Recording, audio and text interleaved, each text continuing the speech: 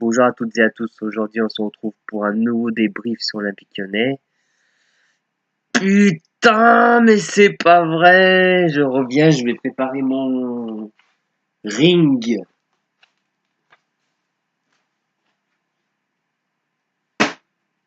Putain, c'est pas possible,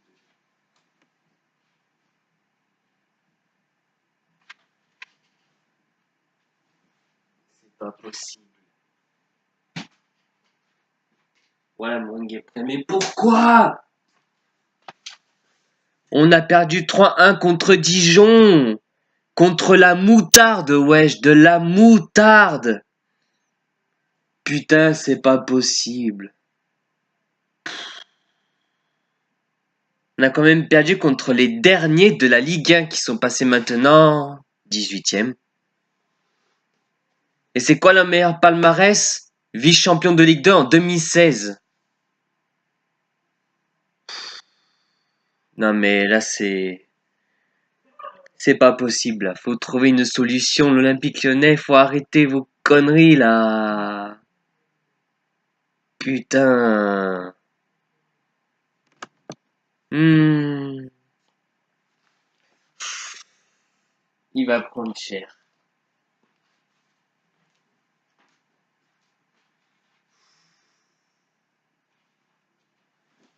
Ouah.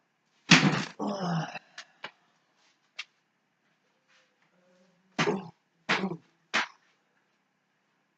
Ça c'est The Animal. Batista.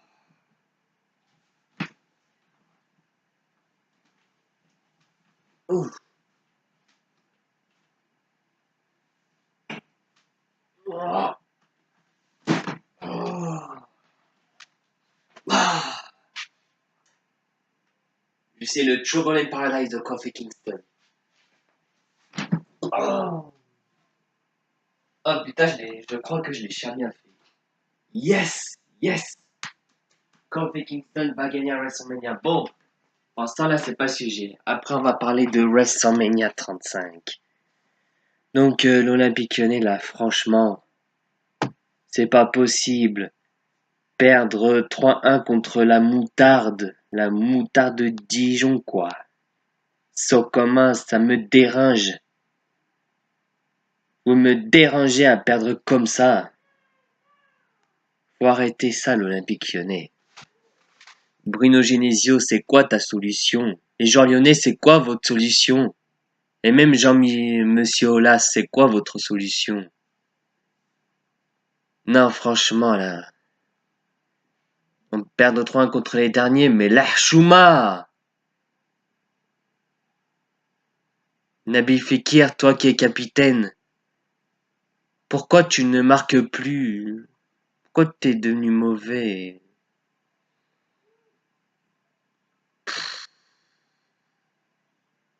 On marque à la 37e seconde et on se fait rattraper de suite. La défense, en plus on a perdu Jason Denayer, notre meilleur défenseur. Le mec il est aussi bon qu'une frite chaude au McDonald's. Bon, c'est pas grave. J'espère qu'on va se rattraper et qu'on va au moins finir troisième ou si on peut finir deuxième, pourquoi pas. Du moment qu'on puisse aller en Ligue des Champions ou en Europa League, ça dépend. Ça dépend de si on est troisième ou deuxième. Si on est troisième, on va faire les barrages et si on est deuxième, ben Ligue des Champions direct. Bon, maintenant on va parler de quelque chose de plus important ce soir. Il s'agit de WrestleMania 35, où on peut compter 16 matchs plus le concert d'Elias. Ça va être un grand show. Ça va être exceptionnel. Je le sens. Comme la plupart des WrestleMania. Le WrestleMania qui a eu le plus d'émotions pour moi, ça a été WrestleMania 30. Avec la fin de la série d'invincibilité de l'Undertaker face à Brock Lesnar. pour être honnête, il y avait mieux que Brock Lesnar pour finir la série Undertaker. Je sais pas, genre, je voyais Shawn Michaels ou Triple H, ou je sais pas, n'importe qui, mais Brock Lesnar. Mais bon, c'est lui qui l'a fini. Respect à lui. Il y a aussi Roman Reigns qui a battu Undertaker à WrestleMania 33. Ouais, c'est ça. Bon, on va revenir sur WrestleMania 35. Le passé, c'est le passé. Donc, avec mon téléphone, je vais vous montrer les matchs. J'avais la flemme de faire le montage.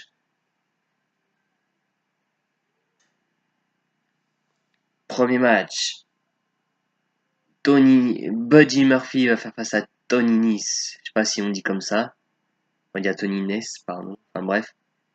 Pour le titre de WWE Cruiserweight Championship. Je sais pas qui vous voyez gagner. En fait, la rivalité a commencé quand il y avait un tournoi pour le Cruiserweight Championship. Pour déterminer qui va affronter Buddy Murphy à WrestleMania. Il y avait cette finale entre Tony Nese et Cedric Alexander, remportée par Tony Nese qui va affronter Buddy Murphy à WrestleMania 35. Au départ, ils étaient amis, puis d'un seul coup, Buddy Murphy a décidé d'attaquer Tony Nese. Je sais pas, il me semble que c'est Tony Nese qui a fait un face turn. Enfin, perso, pour moi, c'est une rivalité que c'est une bonne rivalité, mais voilà, c'est les cruiserweight quoi. Franchement, ils sont très bons dans le ring et ils sont pas assez mis en avant. Mais bon. Allez, le match suivant. C'est la Battle Royale féminin. On voit Carmella, Dana Brooke, euh, Zelina Vega, Sonia Deville, Nikki Cross, Mickey James, Liv Morgan, Sarah Logan, Mandy Rose, Asuka, Ruby Riott, Naomi et Lana.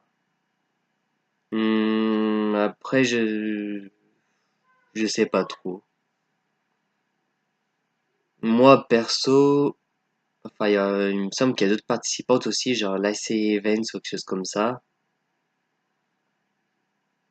Euh, Celle que je viens de dire, elle pourrait gagner, mais pour moi, je verrais bien Mickey James gagner parce qu'elle a une grande carrière. Elle a été beaucoup de fois championne féminine. Faut au moins qu'elle gagne quelque chose. Enfin, après, il y a d'autres superstars féminines qui mériteraient de gagner. Peut-être genre Asuka. L'année dernière, ça a été remporté par Naomi. On va passer au match suivant, qui est la Battle Royale en mémoire d'André le Géant. The Andre the Giant Memorial Battle Royale. Il y aura plein de participants sont annoncés. Ceux qui ont été annoncés, c'était deux guest hosts de WrestleMania, je sais plus trop leur nom, et Braun Strowman, qui est un grand favori, et je pense que pour moi, il va gagner la Battle Royale d'André le Géant. Après, il me semble que c'est à WrestleMania 32 que Baron Corbin a remporté la Battle Royale, alors qu'il venait encore de NXT. Cette année, ça peut être la même, genre quelqu'un qui arrive de NXT et qui remporte la Battle Royale d'André le Géant, ça peut arriver. Mais pour moi, je pense que Braun Strowman va remporter la Battle Royale. The Monster Among Men. Après, le match suivant que je vais montrer, c'est pour les SmackDown Tag Team Championship. Où les Usos vont affronter The Bar, Shinsuke Nakamura et Rusev, et puis Aleister Blake et Ricochet. Pour ma part, je verrais bien les Usos conserver leur titre. Que Aleister Black et Ricochet, je ne les vois pas tout de suite champions par équipe. Et après, c'est même pas sûr. Je sais enfin, pour ça, il y a aucun autre qui vont monter dans le main roster. Mais ça se trouve, l'un va aller à Raw et l'autre à SmackDown. Ou les deux à Raw, ou les deux à SmackDown, on verra bien. Perso, je verrai bien Ricochet à Raw et Aleister Black à SmackDown. Et le prochain match, ce sera encore pour des titres par équipe, mais cette fois ceux de Raw, où les Revival vont affronter Zack Ryder et le loser Kurt Hawkins. Le loser. Enfin, c'est pas que c'est un loser, c'est juste qu'il a une losing streak. Il a une série d'invincibilité de défaites. Enfin, on va plutôt dire série de défaites parce qu'invincibilité serait plutôt genre pour les victoires, tout ça. Après, pour être honnête, pour ce match, Zack Ryder et Kurt Hawkins, je pense qu'ils vont surprendre. Je pense que même que Kurt Hawkins va faire le tomber sur un des revivals pour devenir les Raw Tag Team Champions. Donc du coup, je verrai bien la victoire de Zack Ryder et Kurt Hawkins pour emporter les titres. Après, les prochains matchs seront encore pour par équipe, mais pour les WWE Women's Tag Team Championship, où, Sasha Banks et Bayley vont défendre leur titre face à Nia Jax et Tamina, The Iconics et Beth Phoenix et Natalia. Alors au départ à Fastlane, Bayley et Sasha Banks, enfin au départ c'était plutôt Elimination Chamber, où Bayley et Sasha Banks, pardon, ont remporté les WWE Women's Tag Team Championships dans le match Elimination Chamber. Après, elles ont défendu leur titre à Fastlane face à Nia Jax et Tamina, les dangereuses Samoan, où Bayley et Sasha Banks ont conservé leur titre. Après, les Iconics, je crois qu'elles avaient remporté un match à SmackDown face aux championnes. Oui, c'est ça. Donc elles ont demandé un match à WrestleMania, elles l'ont eu. Il y a aussi Beth Phoenix qui vient de sortir de sa retraite, la WWE Hall of Famer, et qui a fait équipe avec sa meilleure amie, Natalia, Nate Hart. Après, qui va gagner? Franchement, je pense que n'importe quelle équipe peuvent gagner, peuvent surprendre. Mis à part peut-être les Iconics, composés de Billie Kay et Peyton Royce. Après, je sais pas. Peut-être pourquoi pas une victoire de Beth Phoenix et Natalia. Mais je vais plutôt dire Nia Jax et Tamina. Cette fois, vont les remporter. Après, le prochain match sera pour the United States Championship, où le champion de Submission Machine, Samoa Joe, va faire face à The Master of the 619, Rey Mysterio. Mais pour être honnête, c'est pas trop sûr parce que Rey Mysterio est blessé. Du coup, peut-être qu'à la dernière minute, il peut être remplacé. Mais pour le moment, c'est bien Rey Mysterio qui va affronter Samoa Joe pour le titre des États-Unis. Et si c'est le cas, ben, vu la blessure de Rey Mysterio, je pense que Samoa Joe va conserver son titre des États-Unis. Après, on verra ce qui va se passer pendant WrestleMania.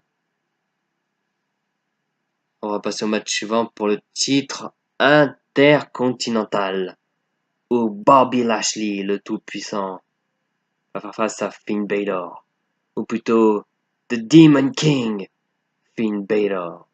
Il va affronter le démon. Pour ma part, Bobby Lashley, il est très puissant. Il peut être aidé de Lio Rush. Mais vu qu'il a le Demon et que Finn Balor en démon il a vaincu, après ça peut surprendre, mais je pense que le démon va rester invaincu et remporter le titre intercontinental. Bon, les démons a déjà perdu à NXT, mais pas dans le main roster. C'était Samoa Joe qui avait battu le démon. Bon, bref, pour moi, Finn Balor va remporter le titre intercontinental. Prochain match, Falls Count Anywhere, entre Shane McMahon et The Miz. Alors, il s'est passé qu'au départ, Shane McMahon avait remporté le trophée, la Coupe du Monde de la WWE. Il est devenu the best in the world. Après, le Miz a voulu faire équipe avec Shane McMahon. Il a essayé de le convaincre pendant des semaines jusqu'à ce que Shane accepte. Au Royal Rumble, le Miz et Shane McMahon ont affronté... C'était qui les champions à ce moment-là? The Bar. Et ils ont remporté le titre par équipe de SmackDown au Royal Rumble. Ils ont battu le Bar. Après, à Elimination Chamber, ils ont affronté les Usos. Et les Usos ont remporté les titres par équipe. Il y avait de la frustration pendant le match, mais rien ne s'était passé de plus. Après, à Fastlane, le Miz et Shane McMahon ont leur match de revanche face aux Usos, qui perdent. Au début, il y a encore de la frustration, mais rien de plus. Le Miz est allé voir son père. Après, Shane McMahon, d'un seul coup, paf! Il l'attaque par derrière, il fait un heel turn. Il prend même son père comme ça. Il a détruit le Miz à Fastlane. Et du coup, pendant SmackDown, le Miz a accepté le défi de Shane McMahon. Et le match sera Falls Count Anywhere, où les tombées et les prises de soumission peuvent se faire n'importe où dans l'arène. Voilà. Et ah oui, du coup, je pense, enfin pour moi, celui qui va gagner, ça sera The Miz. Il va battre Shane McMahon, ce fils de Vince McMahon. Bon, on va passer au match suivant. AJ Styles face à Randy Orton. Ça a un peu commencé pendant l'Elimination Chamber. Enfin, pas vraiment, mais AJ Styles allait faire son punch là en sautant de la troisième corde. Ça a fini en... Enfin, Randy Orton il a contré et paf, faire KO. 1, 2, 3. Bon après c'est Daniel Bryan qui a conservé. Hein. Bon bref, là pour l'instant on n'est pas encore à Daniel Bryan. Après pendant des semaines, AJ Styles a été interviewé dans les coulisses, interrompu par Randy Orton. Et je sais plus trop ce qui s'était passé pour qu'il y ait cette rivalité. Bon bref, en tout cas pendant la rivalité, Randy Orton a beaucoup taillé AJ Styles pour dire que c'était pas la maison d'AJ Styles mais c'était sa maison à lui. Parce que Randy Orton est à la WWE depuis longtemps. Il a fait beaucoup de WrestleMania. Il a été le Legend Killer. Il a affronté l'Undertaker. Tandis qu'AJ Styles était dans les gymnases. Dans les circuits indépendants, pardon. Et qu'il est là depuis 2016. Et donc du coup, c'est comme ça que elle est née cette rivalité. Et mon pronostic, j'hésite. D'un côté, AJ Styles peut gagner avec son coup de coude en rebond de la troisième corde. Mais d'un autre, il peut être contré en RKO et ça peut être une victoire de Randy Orton. Mais je vais plutôt dire une victoire de Randy Orton. Après le prochain match, le revenant Roman Reigns qui va faire face au psychopathe écossais Drew McIntyre. Je crois que c'était... Ouais, c'était après Elimination Chamber. Roman Reigns est revenu pour annoncer qu'il a été guéri de sa leucémie. Ah, je suis content qu'il ait été guéri de sa leucémie. Parce que en octobre, quand il a annoncé sa leucémie et qu'il a dû rendre le titre vacant, il y a eu, ok, il y a eu beaucoup d'émotions et on sait pas trop quand il allait revenir. Ça aurait pu prendre beaucoup de temps.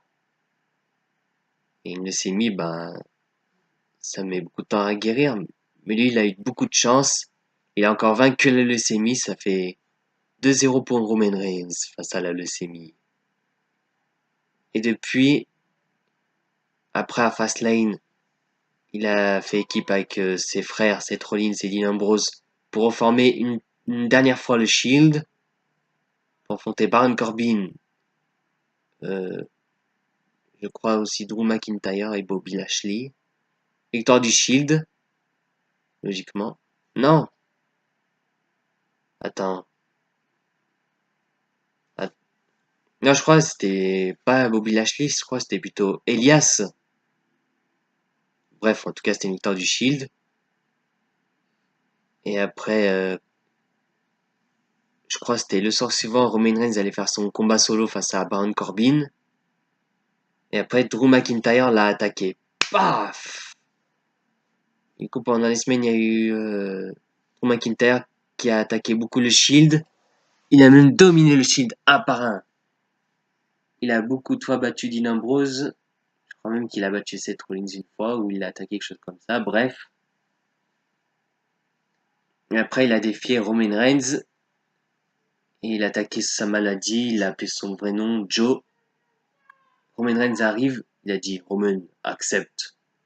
Et après, il l'a attaqué. Sauf que Drew McIntyre, paf, dans les parties. Et Claymore Cake, juste après. Et du coup, maintenant, ce soir, Roman Reigns va affronter Drew McIntyre. Et je pense que Roman Reigns va remporter ce match. Allez, on va passer au prochain match. No Holds Barred. Rien interdit entre Triple H et The Animal. Mon catcheur préféré, Batista. Ça va être un grand match. Au départ, cette rivalité a commencé entre guillemets au millième épisode de SmackDown, où il y a eu la réunion de l'évolution avec Ric Flair, Batista, Randy Orton, Triple H. Tout se passait bien. Batista a commencé à prendre les micros en parlant de Randy Orton, de Ric Flair, de Triple H. Tout se passait bien, normal. Après, Batista a dit, Triple H, ce gars a tout fait dans ce business, sauf me battre. Oh, ça c'était de la zub. Et après, après il y a eu des regards entre Batista et Triple H qui sont finis par un câlin. Sauf, après on s'est dit tout va bien, mais ça va quand même créer la rivalité. Bah oui, effectivement, car au Raw où on fêtait le 70e anniversaire du Nature Boy, Ric Flair. Wouh! Ric Flair devait entrer sur le ring pour fêter son anniversaire, mais il a été attaqué par un animal. Par Batista, qui a dit Hey Hunter, ai-je ton attention? Ah! Voilà ce qui s'est passé. Et après, pendant un Raw, il a défié Triple H pour WrestleMania. Triple H a accepté et a dit que ça sera un No Holds Barred match. Et après, pendant un autre Raw, Triple H a fait une promo. Batista a voulu mettre comme stipulation que Triple H, s'il perdait, il mettait fin à sa carrière. Triple H a dit si je ne bats pas, je sais pas trop ce qu'il dit, si je ne bats pas Batista, c'est que je ne mérite plus de monter sur ce ring. Il a donc accepté de mettre sa carrière en jeu. Et du coup, voilà comment ça s'est fini. Après, au dernier Raw, Batista est venu, il a juste dit, Hunter, embrasse mon cul. Et ce soir, ça sera Triple H contre Batista, le grand soir. Je serai pour Batista, mais je pense que le vainqueur sera Triple H. Parce que je pense qu'il aura beaucoup de matchs occasionnels à faire. Parce que c'est The Game, c'est The Cerebral Assassins, The King of Kings. Donc je dis victoire de Triple H. Après le prochain match, malgré je sais pas ce que c'était. Bref, malgré son adversaire, il y a beaucoup d'émotions dans le match de Kurt Angle, car ce sera le dernier. You suck, you suck, you suck, you suck. Ça a commencé, la rivalité avait commencé quand Kurt Angle était manager général de Raw, que Baron Corbin a pris entre guillemets sa place, et qu'il a fait la vie de Kurt Angle un enfer. Et du coup, pendant un Raw, Kurt Angle a annoncé qu'il mettrait fin à sa carrière à WrestleMania 35, mais il n'avait pas encore dit son adversaire. Et pendant un autre Raw, il a dit que son adversaire serait Baron Corbin, car il avait pourri sa vie pendant qu'il était général manager de Raw, et qu'il serait temps de le blesser, enfin, de le battre et de le détruire à WrestleMania 35. Et il y en a beaucoup qui ont critiqué le fait que ce soit Baron Corbin le dernier adversaire de Kurt Angle, que ce soit pas John Cena ou quelqu'un de plus important qui affronte Kurt Angle. Ouais, est-ce que c'est un bon choix pour Kurt Angle? Moi, je préfère qu'il affronte John Cena parce que, parce que c'est lui qui l'a intronisé au Hall of Fame. 2, parce que les débuts de John Cena, son premier adversaire à Cena, c'était Kurt Angle. Donc ça aurait été plus logique. Mais après, on sait pas ce qui peut se passer à WrestleMania. Peut-être Kurt Angle, ça se trouve, il aura peut-être 2 matchs où de dernière minute, il y en a un qui va intervenir, il va affronter Kurt Angle. Enfin bref, on verra. Donc s'il y aura bien le match Kurt Angle contre Baron Corbin, vu que c'est un match d'adieu, pour moi, victoire de Kurt Angle. Il mérite, c'est une grande légende. Respect à lui. Il a une grande carrière.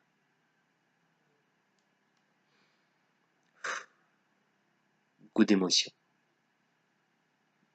Allez, on va passer au prochain match pour le titre universel entre le champion Brock Lesnar, The Beast, et Seth freaking Rollins. Burn it down! La rivalité a entre guillemets commencé quand Seth Rollins a remporté le Royal Rumble match.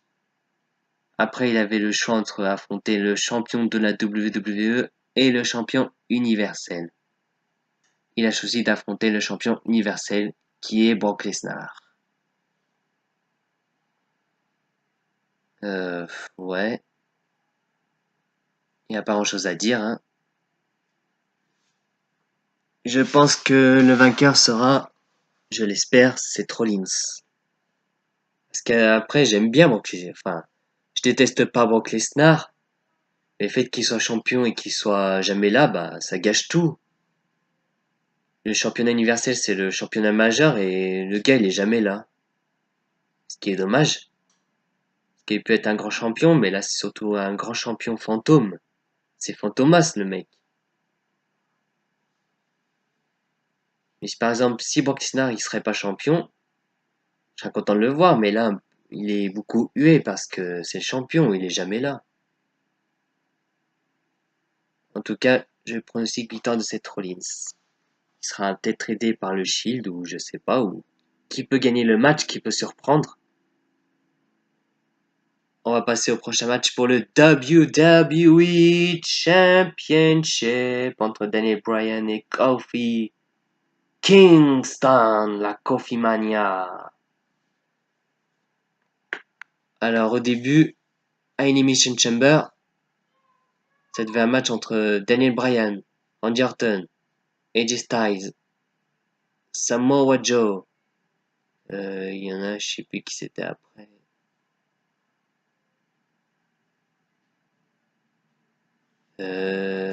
Ah merde, je sais plus, attends, je vais aller voir. Qu'il y a aussi un autre participant à l'Elimination Chamber, mais je me souviens plus qui c'était. Quel sixième, j'ai pas envie de le dire tout de suite, mais... Ah oui, Jeff Hardy. Putain, comment j'ai pu oublier Jeff Hardy? Des charismatiques Enigma. Et aussi Mustafa Ali. Ce qui était prévu du moins. Après, Mustafa Ali a été blessé et a été remplacé par Kofi Kingston, qui a fait un grand match pendant l'Elimination Chamber match, qui a été remporté par Daniel Bryan, qui a conservé son titre, et qui a été très applaudi par l'univers de la WWE, qui aurait bien vu Kofi Kingston remporter le titre. Après à Fastlane, les New Day ont demandé à ce que Kofi Kingston ait un match. Vince McMahon a réfléchi. Enfin, je crois que c'était... je sais plus après. Après, ils ont annoncé plus tard que ça allait être un triple menace, que Kofi Kingston allait rejoindre le match. Et le match, c'est maintenant. Kofi Kingston est allé sur le ring. Du coup, Vince McMahon a fait un faux plan à Kofi Kingston. Il a affronté The Bar en match handicap qu'ils ont remporté. Il y a eu bien triple menace pour le titre, mais c'est Mustafa Ali qui est venu dans le match face à Daniel Bryan et Kevin Owens. Victoire de Daniel Bryan.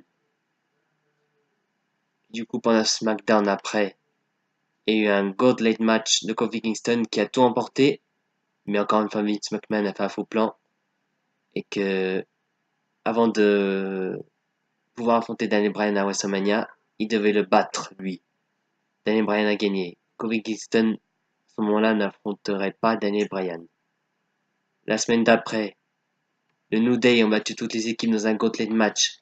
Et enfin, Vince McMahon a décidé que ce match, Kofi Kingston, que Kofi Kingston allait affronter Daniel Bryan pour le titre de la WWE. Le public était très content. C'était la Kofi Mania dans le public. Et du coup, mon pronostic, je vais dire Kofi Kingston, il doit remporter le titre. Donc je vais dire Kofi Kingston qui remporte son premier titre. Après 11 ans de carrière. Et enfin, on va passer au main event. Où les championnats féminins de Raw et SmackDown sont mis en jeu par Ronda Rousey et Charlotte Flair. Et Becky Lynch, la Challengers. Là, c'est passé qu'au départ, Becky Lynch avait remporté le Royal Rumble féminin. Et et devait au départ affronter Ronda Rousey toute seule dans un match simple. Mais après, vu qu'elle a été blessée, que elle a beaucoup énervé l'autorité par rapport à qu'elle a refusé de soigner ses blessures ou quelque chose dans ce genre. Au départ, elle a été en prison. Après, enfin non, elle a été suspendue pendant 60 jours. Et après, ça allait dépasser WrestleMania qui a été encore suspendue. Après, Ronda Rousey allait donc affronter toute seule, du coup, Charlotte Flair, qui a été choisie par Vince McMahon. Après, pendant un Raw, je crois, Becky Lynch a été libérée et elle devait affronter Charlotte à Fastlane. Et que si Becky Lynch remportait le match, elle allait rejoindre le match pour le Raw Women's Championship à WrestleMania. Ça allait faire un triple menace. Becky Lynch remporte le match par disqualification après une intervention de Ronda Rousey qui a décidé de faire gagner Becky Lynch et qu'elle voulait les détruire toutes les deux. Pendant un Raw déjà, elle avait fait un heel turn, Ronda Rousey. Et du coup, après pendant la SmackDown, Asuka avait mis son titre en jeu face à Charlotte Flair. Charlotte Flair a remporté le titre, elle a fait abandonner Asuka pour devenir une nouvelle fois SmackDown Women's Champion. Et pendant le Raw du 1er avril, juste avant WrestleMania, Stephanie McMahon a annoncé qu'elle allait s'intégrer dans le match et qu'elle allait avoir un Fatal 4-Way. Mais c'était un poisson d'avril. Du coup, le triple menace, ce sera tous les titres seront mis en jeu. Celui de Raw et celui de SmackDown. En gros, la gagnante, elle rafle tout. Elle sera championne de Raw et de SmackDown. Et au final, mon pronostic pour ce main event, ça sera pour moi Becky Lynch de remporter le match. Pour moi, la gagnante sera D-Man, Becky Lynch. Bon, c'est la fin de cette vidéo qui a été super longue. J'espère que ça vous aura plu. Le fait que je parle du débrief et en même temps de WrestleMania 35. Et n'hésitez pas à vous abonner, à lâcher les commentaires et des pouces bleus aussi, ça serait bien. Allez,